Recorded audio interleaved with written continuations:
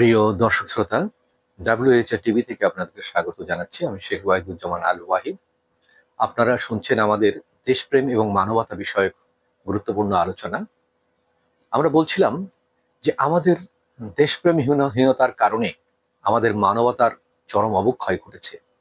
মানবতা বোধ, মূল্যবোধ, সামাজিক অবক্ষয় এগুলো আমাদেরকে প্রতিনিয়তই পীড়া দেয়।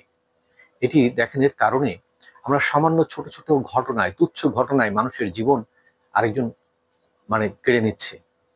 হ্যাঁ, ছিনতাই বাড়ছে, রাহাজানি বাড়ছে, চুরি ডাকাতি বাড়ছে, মিথ্যাচার বাড়ছে, যত রকমের অন্যায় অপরাধ বাড়ছে। দেশপ্রেমহীনতা তার জন্য কিন্তু একটা বড় ধরনের দায়ী।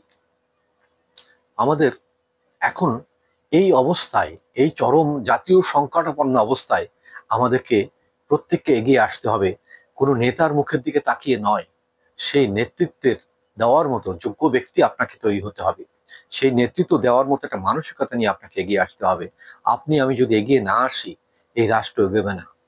আমাদের ছেলে মেয়ে, আমাদের ভবিষ্যৎ প্রজন্ম কিন্তু একটা ভয়ঙ্কর পরিস্থিতির মোকাবেলা করবে, যেটা আমরা আশা করি না। আপনি কথায়, চিন্তায়, চেতনায়, কাজে দেশপ্রেম জাগিয়ে তুলুন। আপনার মধ্যে মানবতার চর্চা জাগিয়ে তুলুন। আপনাকে দেখে আরো 10 জন যেন এগিয়ে আসে। কে কি বললো, কে, ওটা ওটা দেখার দরকার নেই। আপনি একজন মানুষ, অসহায় মানুষ আপনার কাছে হাত পেতেছে, আপনি তাকে কিছু সাহায্য করুন, অথবা তাকে একটা সুপরামর্শ দিন, অথবা একটা কাজ দিন, অথবা আপনি আপনার এলাকা যেই অবস্থানে আছেন সেখানে সেই অবস্থানে থেকে তাকে একটা পরামর্শ দিন, যেন সে বেঁচে থাকতে পারে। এই পৃথিবীতে আমাদের অনেক এলাকায় দেখি যে কিছু সমাজ কল্যাণমূলক কাজ চালু ছিল, এখন বন্ধ হয়ে গেছে, অথবা কেউ কেউ চালু রেখেছেন।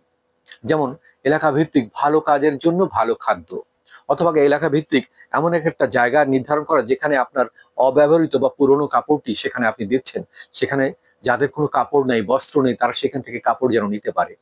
আবার আপনার একবেলা খাবারের জন্য আপনারা 10টি বাড়ি মিলে, আপনারা সবাই মিলে চেষ্টা করলেন যে আমরা 10টি বাড়ি থেকে 10 মুঠ চাল, 10 মুঠ ডাল, অথবা সবাই মিলে কিছু আর্থিক সাহায্য করে এখানে আজকে এক ড্যাগ খাবার এখানে রান্না করে এইসব গরিব মানুষ যারা খেতে পারে না তাদেরকে এই একবেলা খাওয়ার ব্যবস্থা করে দেব। এই যে কাজগুলো আমাদের ঢাকা শহরে মুষ্টিমেয় দু এক জায়গায় আমরা দেখেছি, চোখে পড়েছে, কিন্তু এটা আমাদের বাংলাদেশ জুড়ে যদি আমরা করি, তাহলে যে মানুষটি অনাহারে সারা রাত কাটায়, তার কিন্তু ওই ক্ষুধার আগুন পেটে নিয়ে ক্ষুধার যন্ত্রণা সহ্য করে কিন্তু তার ঘুমাতে হয় না।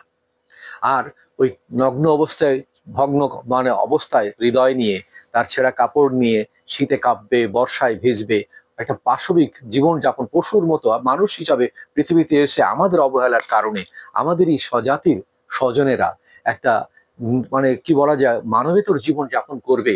এটা আপনি আমি কিভাবে মেনে নেব বলুন? আমাদের দেশপ্রেম কি একেবারেই শেষ হয়ে গেছে? আমাদের দেশপ্রেম জাগবে না?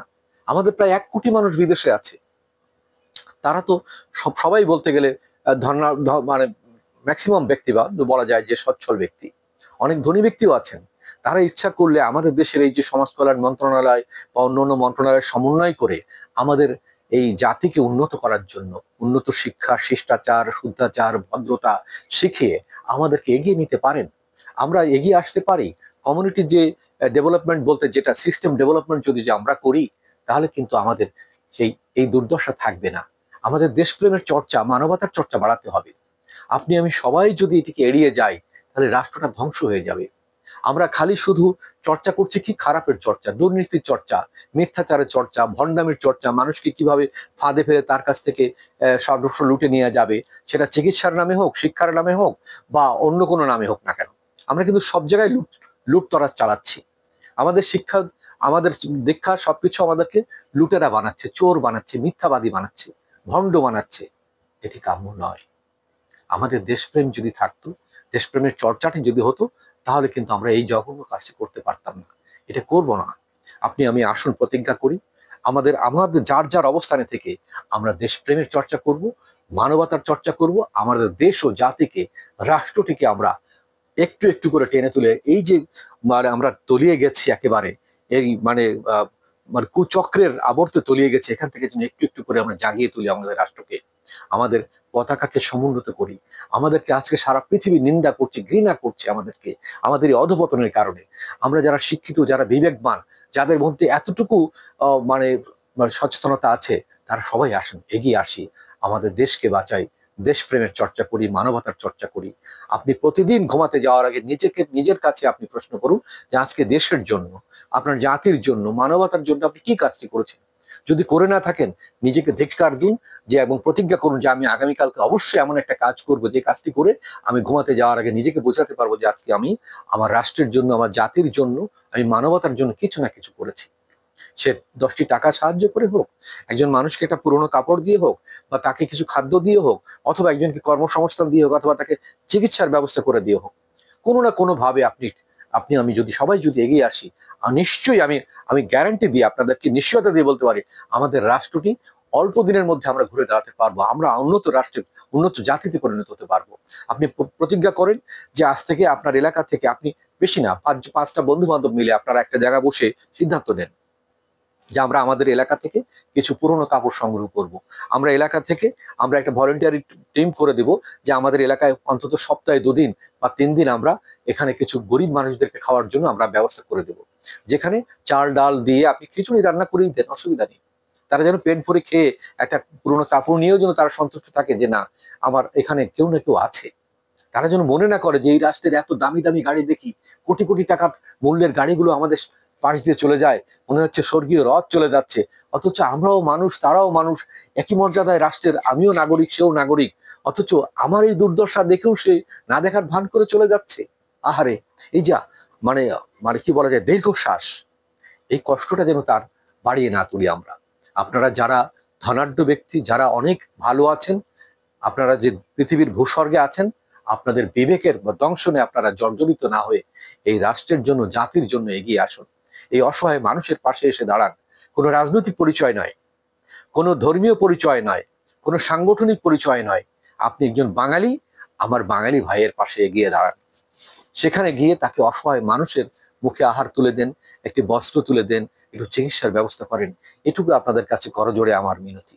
আমি একজন মানুষ, আমি একজন বাঙালি, আমি চাই আপনারা আমার এই আহ্বানে সাড়া দিয়ে এগিয়ে আসুন। আমরা কোনো সেখানে ভুলে যাই আমরা কোন দলের, কোন মতের, কোন ধর্মের, কোন জাতের, কোন বর্ণের, এগুলো আমরা ভুলে যাই।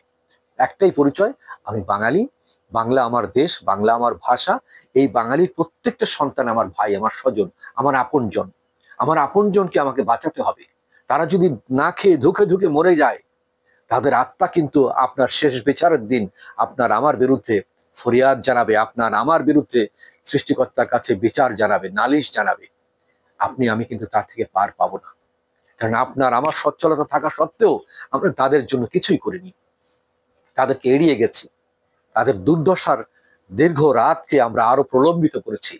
তাদের মানে কান্না আমরা শুনিনি, তাদের কান্না শুকিয়ে গেছে, কাঁদতে কাঁদতে কান্নার ভাষা তারা হারিয়ে ফেলেছে এবং ডাস্টবিনে মরে পড়ে আছে। আমি মুখে বিরিয়ানি তুলছি, রাজভোগ খাচ্ছি, আর সে ক্ষুধায়, জ্বালা, যন্ত্রণায় সে মৃত্যুবরণ করেছে ডাস্টবিনে গিয়ে। যে দেখ বাঙালি, ডাস্টবিনে তোরা ময়লা আবর্জনা ফেলে রাখিস, আমি নিজেকে আজকে ডাস্টবিনে ফেলে আমি এখানে মৃত্যুবরণ করলাম, আমাকে তোরা দেখ। এই লজ্জা কিভাবে এড়াবেন আপনারা বলেন? বাংলার ইতিহাসে এইভাবে ডাস্টবিনে পড়ে মানুষ মারার, মৃত মানুষের আমরা আজ পর্যন্ত দেখিনি, এই প্রথম দেখলাম। আমরা দেখেছি অনেক মানুষ রাস্তায় ফুটপাতে পড়ে পড়ে আছে, কিন্তু যে মানুষের ডাস্টবিনে পড়ে মরে আছে, ময়লার আবর্জনার স্তূপে, সেই মুখ ভরা দাড়ি, তার হয়তো আমাদের পিতার বয়সী, আমাদের বড় ভাইয়ের বয়সী, আমাদের স্বজন দাদার বয়সী, নানার বয়সী, তার বুকের পাঁজর গুলো গোনা যাচ্ছে, তার পেট যে কতদিনের অনাহারী, যে পেটটা পিঠের সাথে লেগে গেছে। এই যে মর্মান্তিক দৃশ্য, এটা কি করে আমি সহ্য করি বলুন? দেশপ্রেমের চর্চা থাকলে তো আমরা এই লোকটাকে এইভাবে না খেয়ে মরতে দিতে পারতাম না। মানবতার চর্চা থাকলে তো আমাদের একটা লোকও না খেয়ে থাকতো না। তাদেরকে বোঝান, তাদের সবাইকে নিয়ে আমরা আমাদের দেশকে গড়ে তুলি। সবার কাছে সেই আহ্বান রাখছি। আশা করি আপনারা এগিয়ে আসবেন। সবার জন্য অনেক অনেক শুভকামনা রইল।